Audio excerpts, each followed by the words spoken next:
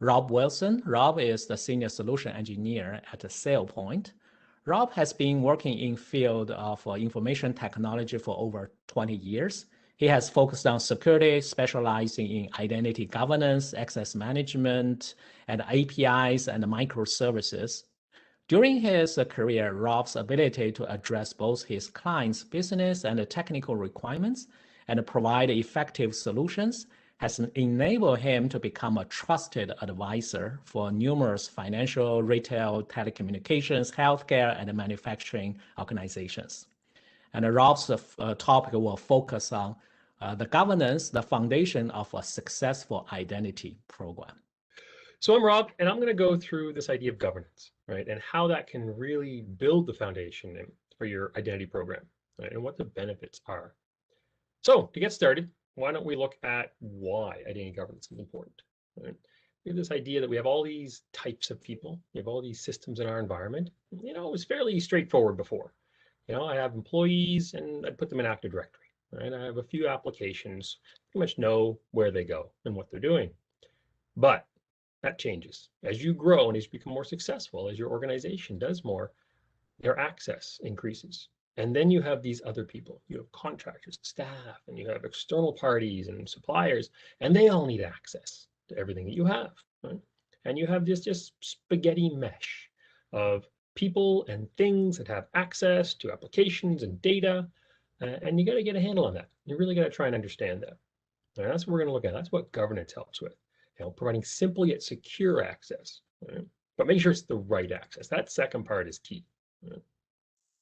So, continue with why it's important. What are some of the drivers of why you would use, governance in your identity program? Well, of course, regulatory compliance. There's a lot of organizations that I work with that need to adhere to various compliance regulations.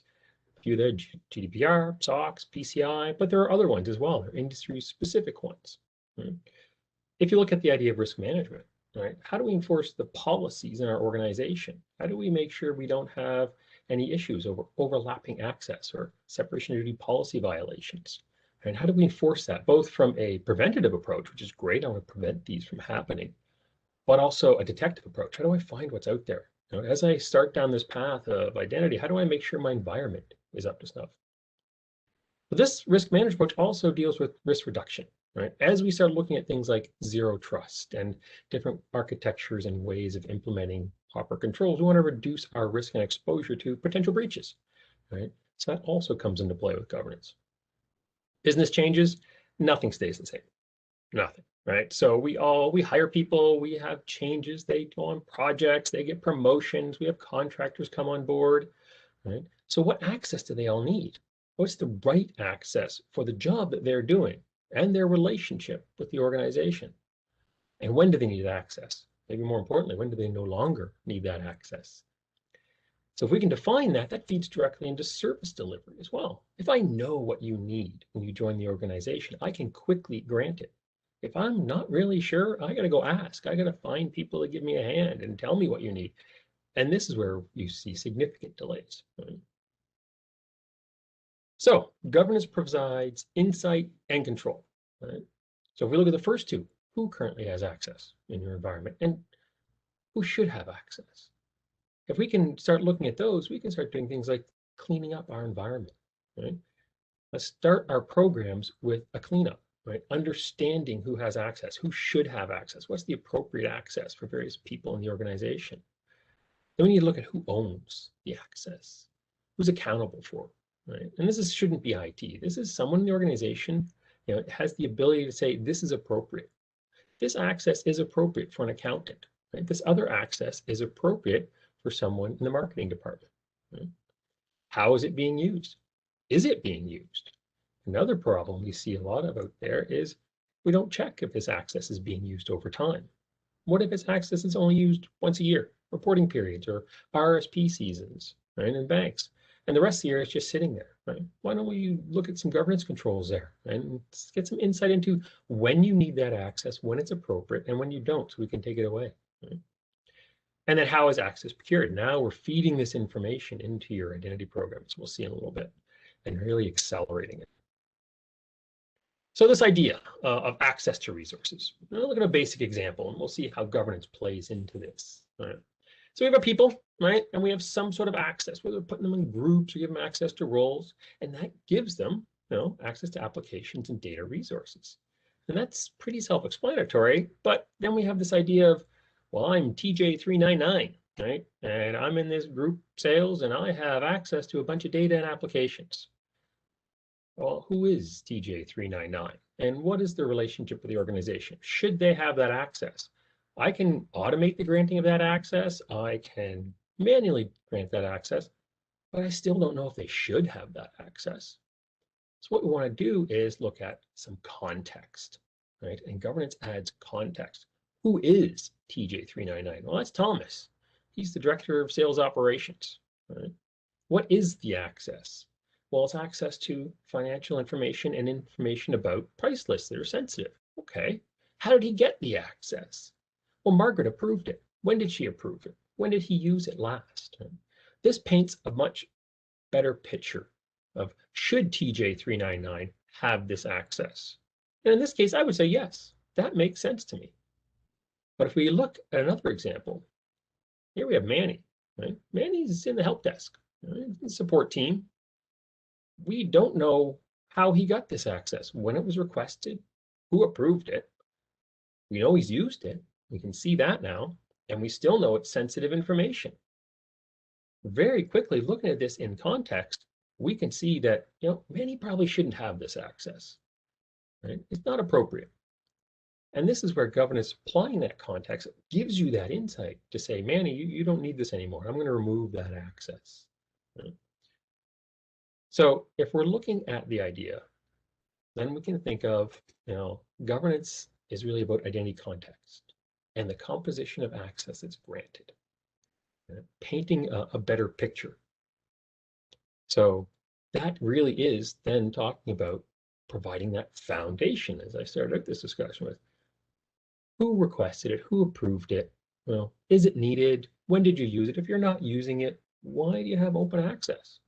As we all know, if we look at people who get breached, it's through accounts that have lots of access. Maybe they're not using that access. They don't even realize someone's used it and stolen their account to get it.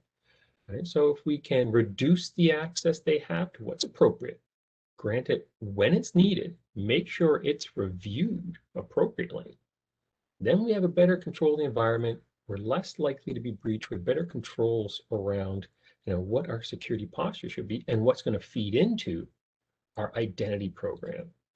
Now we're looking at joiner, mover, leavers, that idea of how do you provision people? How do you change their access? What do you do when they leave? Right? As well as what is that access? Right? Let's take a look at that for a second, see how governance plays into that part of the identity program. If we talk about joiners, right, really we're looking at new people coming into the organization. Well, how do I quickly give them access? How do I apply that policy of you're a new accountant in Betty's department, right, doing financial analyst work?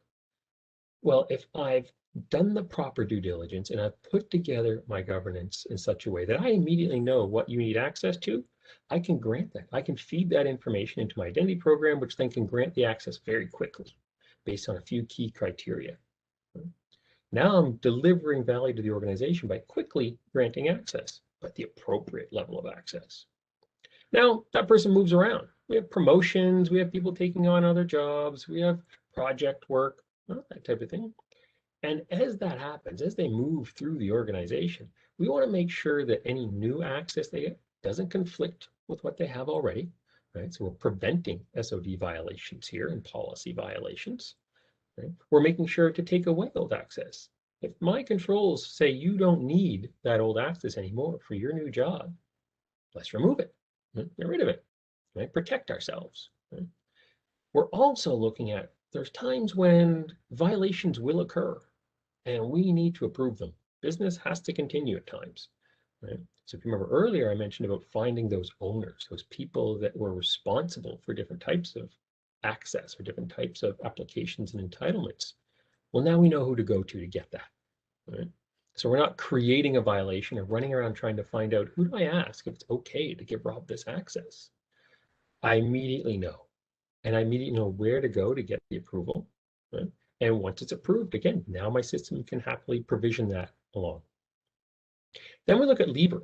And lever can be interesting these days because it used to be we say levers just take away all their access. They don't need it anymore. But that's not so anymore, right? We look at retirees who may still have access to some of the systems in the environment. Maybe it's a benefit system so they can look at the benefits they continue with as they retire. Alumni. Alumni maybe still have access to different applications inside a university, sporting systems, or maybe library access, right? So there's different levels of lever. You also be temporary levers, or maybe I'm going on paternity leave or taking a sabbatical, right? In that case, what's appropriate to leave them with while they're on sabbatical? Can I leave them through email?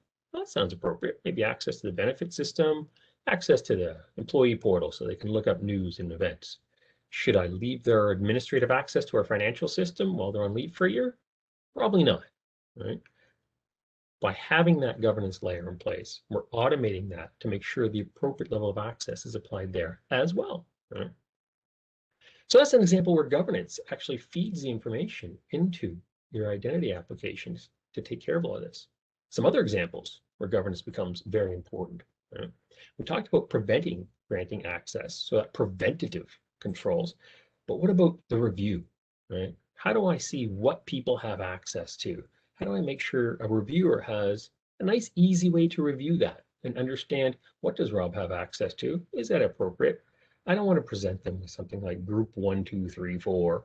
I want to tell them that Rob has access to the financial accounting system and it's read-only access or it's administrator level access. That someone understands, and they can quickly review that access and determine if it's appropriate for the job that I am doing in my relationship with the organization. We also want to manage user-based access into roles, right? I talked about that earlier, the idea of how do I create an accountant role? What should they have access to? Well, if I've looked at my environment and I've looked at my governance controls and I've understood what they need access to and what they don't have access to, now I can provide that information and build out a role-based provisioning program, right? Where I can actually take advantage of all the work I did on the governance side to streamline and accelerate my identity program implementation. And finally, analysis of the environment. As I continue to look at the environment, because governance is not a one-time thing. Governance is ongoing. We're continuing to look at the environment. We're always looking at what access is out there, who these people are that are coming and going from the organization, right? So we can optimize. Do we have a lot of policy violations occurring through access requests that are getting approved, right? Maybe that might not be a good policy violation criteria anymore. Or maybe we include that access for the next accountant that we hire, right? So by analyzing the patterns that happen in our environment as well, and comparing those and building it into our governance foundation, we can actually optimize our processes. Right? So having said all that, now there's this idea of how do I get started? Right? So governance sounds great. It's going to help me with my identity program. It's going to accelerate some of the activities that I have to do. It's going to provide my controls, even help me with my security. And as we talked about, zero trust implementation really relies on this idea of context and who these people are and their relationship with the organization. Well, to get started, what you really have to start with is the idea of what are the controls and criteria you need to look at for your organization when it comes to governance. Do any regulatory compliance regulations apply to you, right? Do you have to do SOX reporting? Are there auditors showing up at your door asking for specific reports about GDPR or SOX or PCI, right? It's important to know, right? We're going to want to incorporate that. But there's also internal business controls, right? There's good compliance that we do for good business practices, right? I want to capture those as well. Now, security best practices, as IT people are always really focused on security, and this comes into play. We want to look at things like access to administrative capabilities, right? Who has access? A good security control there may be, I cannot be the administrator of an application who can make changes to it and have the ability to go into the operating system and erase the audit logs. That means I can make changes and hide my tracks. That's something we don't want to allow. So that might be a security best practice that we want to implement. Right? Then we want to look at our data and application access policies. Who should be able to access which applications, which data, right? And I'm going to touch on data in a bit because this is important. But then approvers and owners as well. We talked about that earlier. If I have exceptions, who approves? Who reviews access to certain resources and systems? It's not always the person's manager. Who approves my administrative level access to my ERP system? Might not be my manager. That might be someone in security. That might be someone owning the SAP system, the ERP system. Right? So there's different places you may have to look for those owners. Once we understand sort of our environment there, what we want to look at is, where are my users? Who are they? Now, HR should have a good handle on your employees, probably your seasonal, your temp type people. If you're in retail or some of those places that hire a lot of seasonal workers, they'll understand the leave of absence and retires and alumni processes. But there are other users out there in most organizations. What do you do about contractors and consultants who have access to your systems? Sometimes some, pretty high level access. Systems and services, bots. Right? These days, those have a lot of power throughout our environment as we acquire more applications and do more DevOps types processes and we automate more. Those systems have a lot of capability and a lot of power. So we want to make sure we govern those as well. Who are our privileged users and how do they get that privileged access? And finally, what about our customers? Because there's different levels of customers. Right? Is it a general customer? Is it a special customer who we give elevated access to, right? To our warehousing system or our ordering system. Right? So understanding the users becomes really important as well. Then we're going to look at your applications, your systems. Where do we create identities or accounts so that we can authenticate them and authorize them to systems? What levels of access are available in your various applications and databases? And then what sensitivity or risk is associated with granting that access? Giving read-only access is much different than giving administrative level access to a system. Understanding the risk and the sensitivity there is really important for the entitlements or access controls that are in each of your applications. And then finally, I'll touch briefly on this. We're going to hear a little bit more about this in the next session. Unstructured data. Right? People forget about how much data and information, very sensitive information, is out there in their file systems, in SharePoint, in Box, right? And we want to make sure we govern that as well. Who has access to all of that sensitive information? So the idea of what constitutes sensitive information for you in your organization, right? It could be around these criteria. You could have other ones, but it's just also classifying that, not just your applications. Right? Once we have all that, we can start creating that governance framework. Who should have access to which applications and data at which level, right? Again, modify, read-only, right? Or administrator. So that allows us to build that foundation and really understand the relationships, understand the relationship between the people, applications, the job, and their relationship to the organization, and also how we can approve and review that access. Right? So that governance capability delivers a wealth of information into your identity program and really lets you accelerate it and get more value from it. And I'll leave you with one last slide. And it's really the idea that governance is not a technical project, right? It shouldn't be just the realm of IT. Right? Doing governance right delivers real business value. It's going to be the underpinnings of digital transformation initiatives and zero trust initiatives. We're going to minimize overall risk to the organization. Right? You're improving agility. You're doing things quicker, better, faster through your identity program if you have this in place and you understand it. Worker experience. I talked about automating provisioning, proper automated provisioning. That's going to make people happier, right? That's always a nice win. Operational costs, and finally, privacy and compliance, of course. So never forget, it's about business value, not just technical value or a technical project.